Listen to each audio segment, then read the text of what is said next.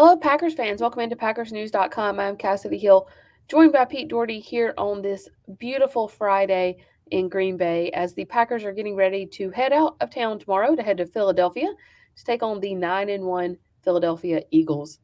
Pete, 9-1 versus 4-7. This is one of those games where you feel like on paper you know how it's going to go. But we also thought that going into the Dallas game. And so as you head into Philadelphia on a Sunday night, at least, Packers had Lambeau Field behind them when facing Dallas. On a Sunday night in Philadelphia against the 9-1 Eagles, a very good Jalen Hurts, very good Philly secondary. Essentially, I'm setting you up to say that this game has no shot, but what do the Packers have a shot in this game?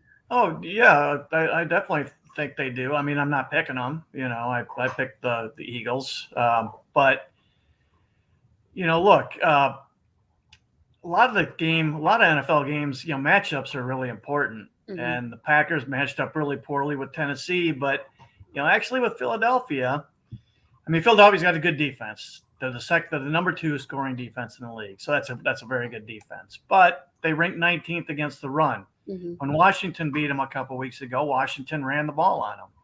Packers have to run the ball to win.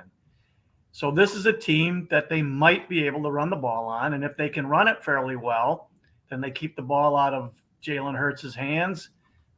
They chew up clock, plus they set up their own passing game if they can run it, over and over and over again. So yeah, I give them a chance in this just because even though the Eagles, by all measures, are the better team, the matchup isn't the worst. Now, the one thing that I still think is going to keep killing the Packers from here on till the end of the season is missing Rashawn Gary. I mean, that's just such a big loss because their pass rush just isn't even close to the same without him. When you talk about the matchups, does this match up a lot in the way the Dallas game did?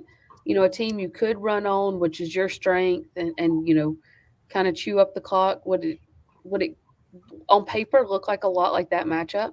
Yeah, I think quite a bit so. As a matter of fact, with the difference being, I think Hurts is better than Prescott, and this game's in Philadelphia rather than in Green Bay.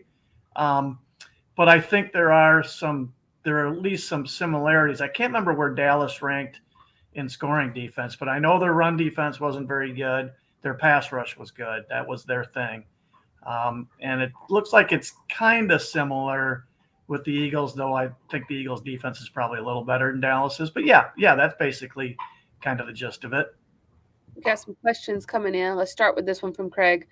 Jalen Hurts has been known to hurt the Packers D in the past, and Jalen Hurts has gotten better over this past year, significantly so. I mean, what's the key to sort of containing a guy like him? Is it just bottle him up, but is that easier said than done? Yeah, I think it's just one of those games, and there's a bunch of quarterbacks in the league. If we sat and named them off, I'm guessing there's at least four or five where when you rush them, you have to be really conscious of your pass rush lanes. The outside rushers can't go any deeper than however deep he drops. And the inside rushers, it's all bull rushing and keeping your pass rush lane so he can't escape and run. And you got to make him beat you as a pocket passer. But it looks like, I mean, from what I can tell, he's a pretty decent pocket passer too. So that's one of the reasons he's in the running for MVP this year. Yeah, for sure. I, Isaiah's asked the question that's been on a lot of Packers fans' minds this week. Did anyone ask the head coach why he allowed 12 to play with a broken thumb? It's obviously affecting him. Uh, Pete, how much from your knowledge would a broken thumb really affect playing? And especially when you look at like the Dallas game where, Rodgers, at least if he is to be believed, said that that's the game when it sort of hurt the most in recent weeks, and that's the game when he was the most accurate. So, I'm thinking of just the way you throw a ball, you grip it here and you let it spin off these fingers. But the thumb is the final finger there that spins it. Like, how much do you think it's affecting him? Do you think he's just sort of saying that there's not an excuse because it doesn't affect me, and that's saying there's not an excuse is the excuse within the not excuse? That was really confusing, but it made sense in my head. Yeah, no, I know Basically, what you're saying. yeah, do you believe him How much do you think it's really affecting his game this year? I'm guessing it's affecting him on a few throws a game, just like it did with Favre in '99. When he had his broken thumb. Um, but the way things work in this league, if you're a quarterback and you can throw it, like Dak Prescott broke his thumb, but he couldn't even throw the football, and he had to have surgery, so that's why he had to sit. Rodgers didn't need surgery. You got to play through it. You got to at least try. Now, could you argue, yeah, they should have sat him? They obviously thought they had a better chance to win with Rodgers, and the Dallas game does make you wonder, if it didn't affect him in that game, why is it affecting him so much in others? I'm not convinced that's the lone reason that they've been losing, because his numbers were better before he broke his thumb, but it's not a huge difference. It's not night and day. It's and I don't know that he was playing that great before he broke his thumb anyway.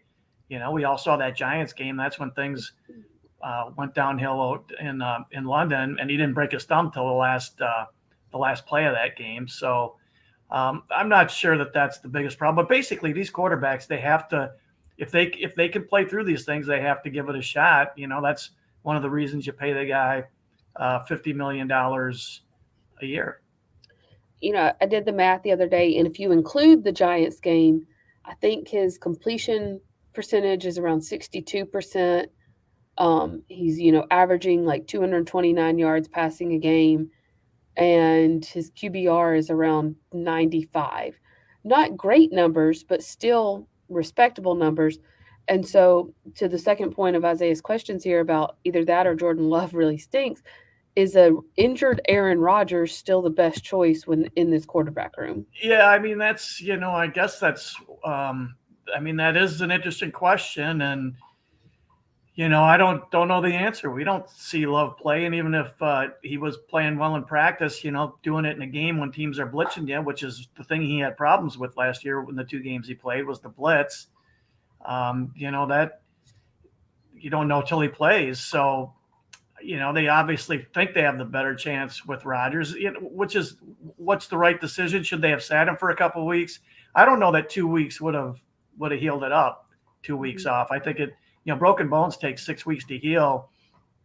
To get well enough on the way to where he'd be healed, he would have needed, I don't know, a month off maybe. And, he wasn't going to go for that. And just like Favre wasn't going to in '99.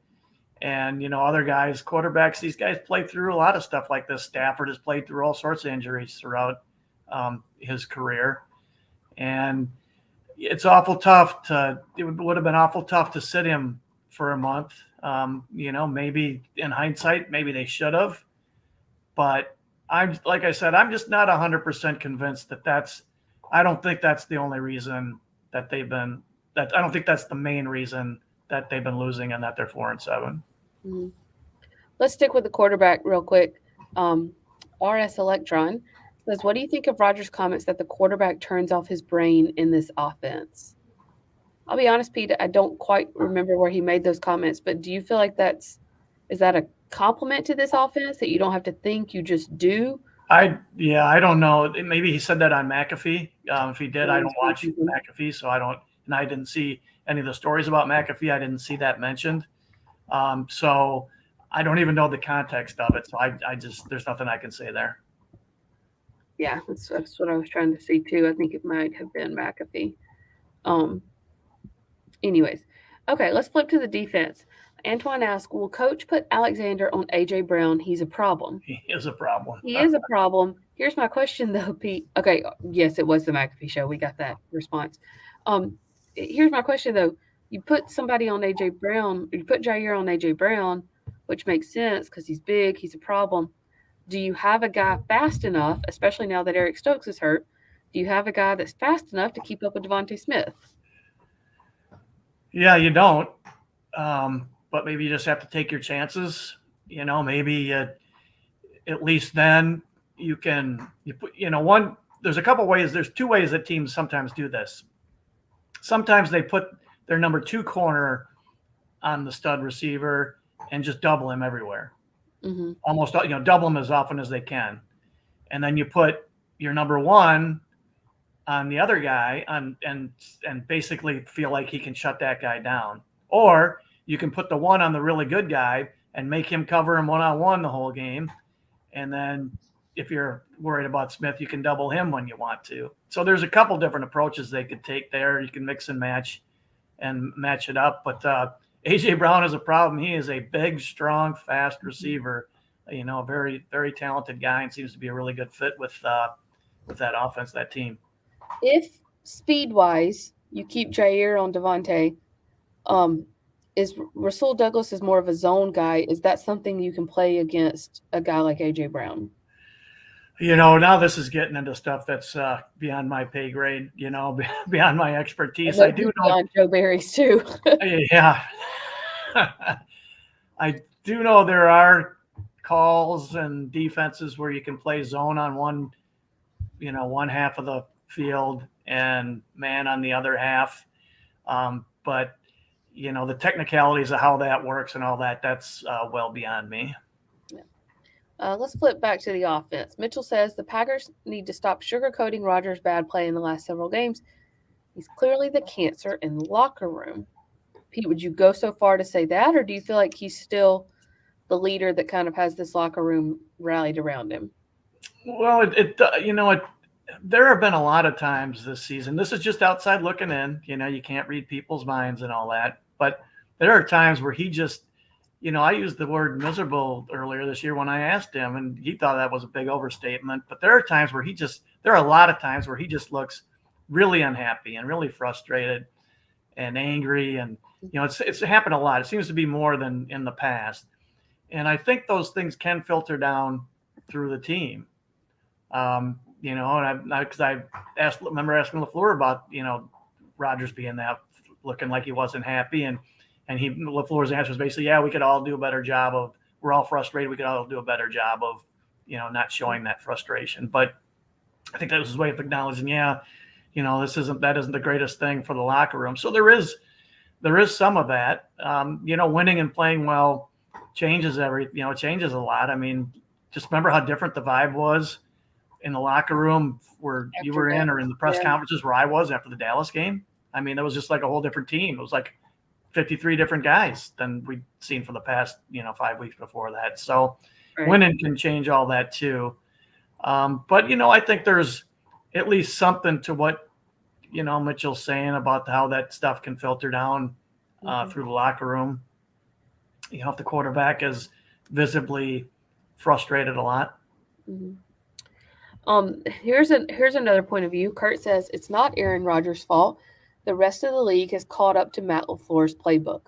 Now, Pete, before you jump in and answer this, I want to make a point about something, because it occurred to me the other day.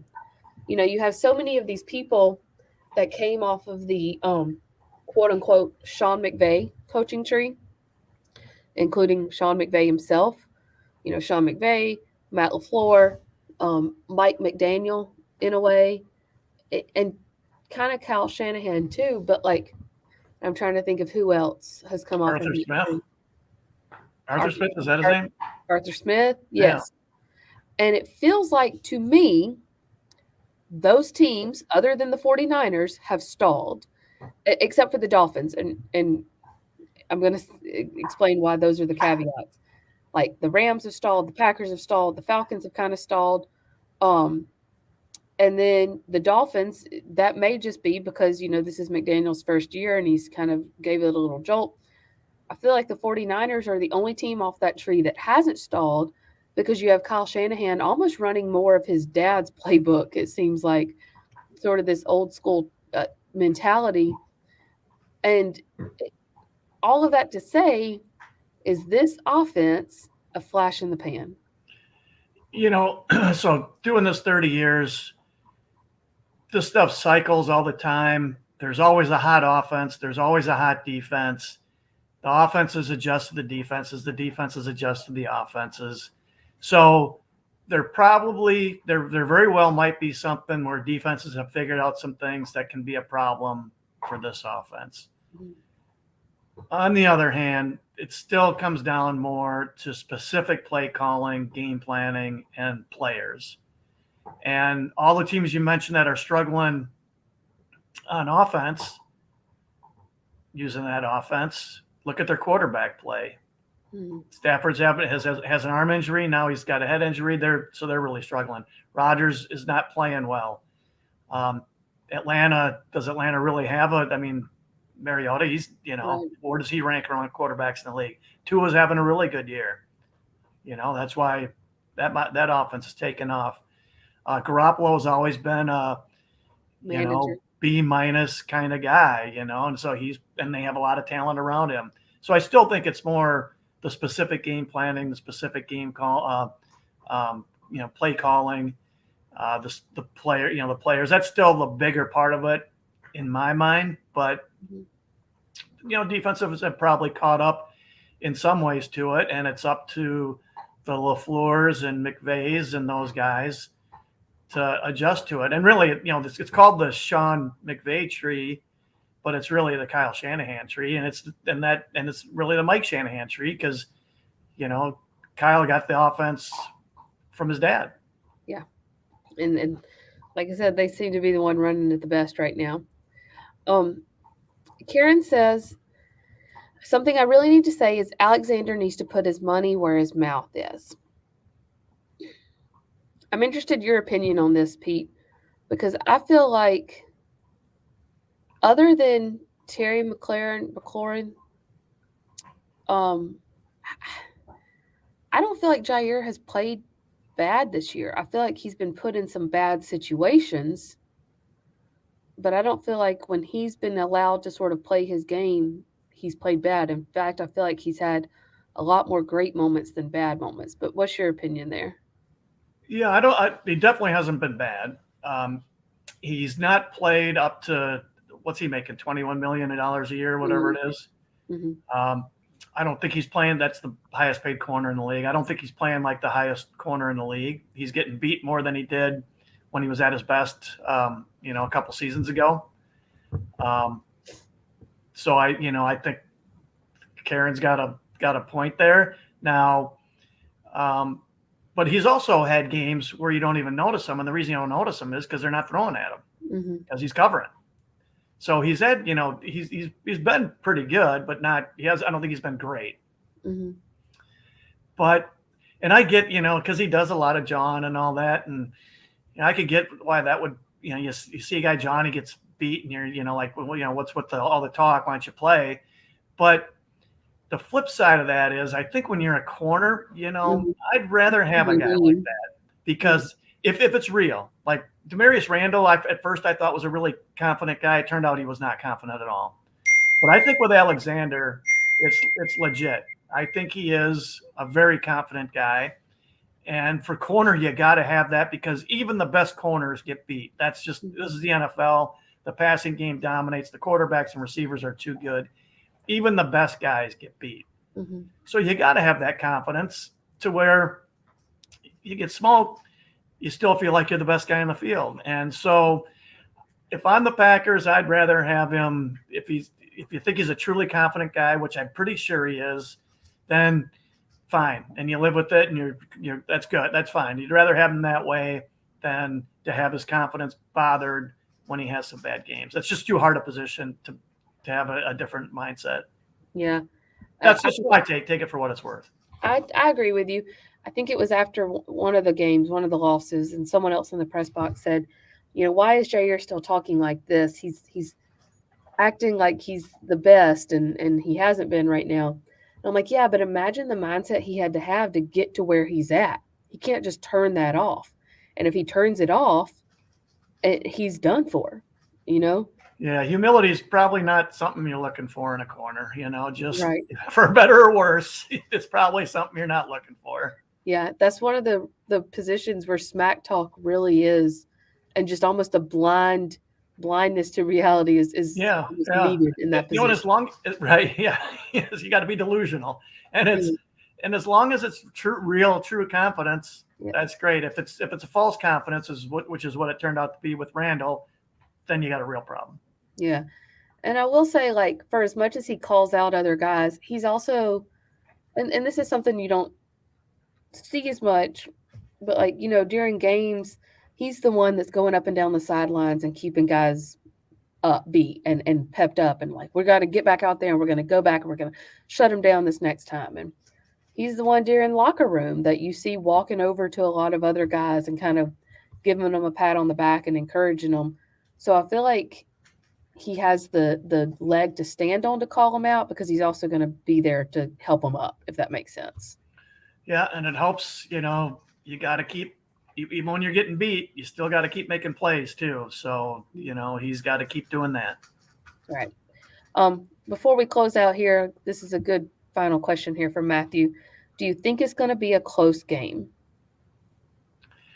So I'll be curious what you think. I actually do, maybe until I think I picked the Eagles by 10, or 8 or 10. So I think it was 10. So that's doesn't look close, but I think my guess is it'll be a close game until maybe the last half of the fourth quarter. That's just a wild guess. Who knows? You never know how these games are going to go. I would agree. I think it'll be close. Like you said, it's a good matchup, but I think the Eagles, especially being at home, that works, and that's such a tough place to play. And on a Sunday night, it's going to work in their favor. So I think fourth quarter they really pull ahead. And Spoon said they win by 2 touchdowns, the Eagles. I don't know if I'd say quite that much, but 8-10, yeah, I can see that for sure. If they can run the ball like Washington did, I mean, who knows? Washington also got 5 turnovers, and that's not going to happen every game. You're right. That's huge, and you're right. What are the chances of that? Right. Why in the end, I think they were like weird turnovers too, like that one to Gobert, which actually does work in the Packers' favor that they don't have to worry about Gobert out there. That one to Gobert, and then he turned to go upfield, and it popped out, and it was a scramble, and it was rolling all over the place, and it ended up in Washington's hands. Like those are just one of those. That's just one of those games where it's did Washington turn the ball over a bunch too? I think they might have once or twice, but I remember that there were some weird interceptions in that game. Anyway, in the end, I still think games, this is where not having Gary is really going to bite them too. Mm-hmm. So they could even play a really good game, but I just don't think the pass rush is going to be there. Now I'm interested. I do want to pull this up real quick and see what the final Washington stats were. I didn't see the whole game, but I think I got in on the second half, or maybe even only the fourth quarter. But it just seemed like there were some. You're right. There were some really weird plays, and I felt like there was a bunch of interceptions back and forth. Maybe it was just Washington making all the interceptions, but Taylor Heineke had 1 interception. Jalen Hurts had 2, and then the Commanders had 2 fumbles, but they only lost 1 of them. The Eagles had 3 fumbles and they lost all 3. Okay, so 2 plus, turnovers. Yeah, plus 3 Washington was. So that's a big advantage. Yeah. Yeah. Karen says, I say it goes into overtime and we win with another field goal by Crosby. I mean, anything can happen any given Sunday. Packers season's on the line. Like I see that comment here where Packers season's is on the line, and the Eagles, if they can lose, it doesn't hurt them that much. But Hurts I think Hurts has played well enough, deep enough into the season. He's played well to make you think that this is legit and that he really has improved quite a bit, and that he's moving up in the ranks of the quarterbacks. So it's still going to be really tough, and I just don't know that the Packers have quite enough juice in their pass rush or on offense to pull this out, but we'll see. And then Matthew, I didn't want you to think I missed this question, but I feel like this is a really good conversation about what's going to happen after the season with Rodgers after they are completely out of playoff contention. So we're going to shelf this conversation for possibly next week. That's what the next 4 months that's what they're all going to be all about, the next 3 or 4 months. Yep. Yeah, we're going to put that on the back burner for at least another week and then see what they do on Sunday in Philadelphia. Pete, Ryan, and I will all be in Philadelphia. Spoon will be here in Green Bay, but he'll still have his live blog going before and during the game. Pete and I will have a post-game Facebook Live for you as well, and then we'll have the Green 19 podcast from Philadelphia. Pete, thanks so much as always, and we'll see you in Philly. Thanks, guys.